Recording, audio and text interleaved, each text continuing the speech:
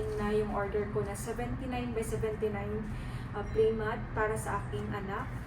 And maganda siya kasi yung playpen po niya is 79 by 79 din. So, sakto lang din ito para sa playpen niya. And makapal po siya. Ito ay memory foam playmat na ang thickness po niya is 1.18. So, medyo makapal siya and naka-avail din ako ng discount. So, naka-avail ako ng discount. Instead of $118, so meron po siyang 5% discount. So, nagiging $112 na lang po siya. But then, nakalagay doon na make an offer. So, nag-try ako na mag-request or magbigay ng offer just in case na i-approve ni seller. So, may mga options doon.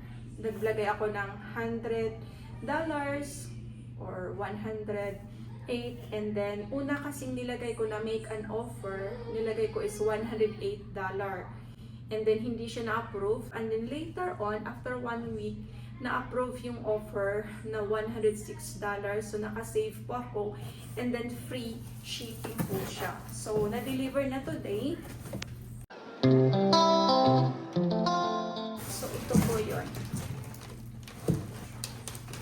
So, nagustuhan ko yung color kasi paborito ko talaga yung green.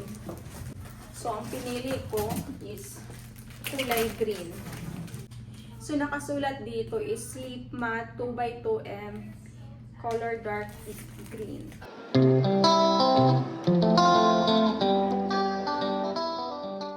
So, ganito po yung kulay niya. Dark green. And then, ilalagay ko po ngayon sa playpen ng anak ko.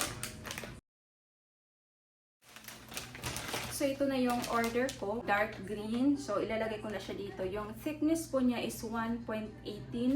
So, medyo makapal siya. So, if ever na matumba yung anak ko dito sa playpen, minsan nakatayo siya dito na area, lalo na kapag nag-antay siya sa akin, na nag-CR ako, at least, kahit papano safe pa rin siya. Although, carpet naman ito, ang floor namin, but then maganda pa rin nalagyan siya ng foam, memory foam, at least safe yung anak, lalo na malikot na siya ngayon, 8 months old.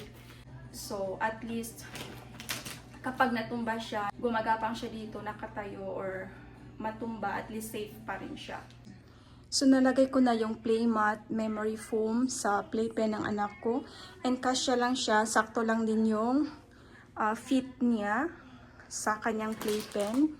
Sakto lang din yung fit niya or sukat niya sa playpen. Yung playpen is 79 by 79, and then yung binili ko na playmat dito is 79 by 79 din yung sukat. Ayan. So maganda siya kasi ayan, yung bawat edge niya nakalagay dun sa gilid.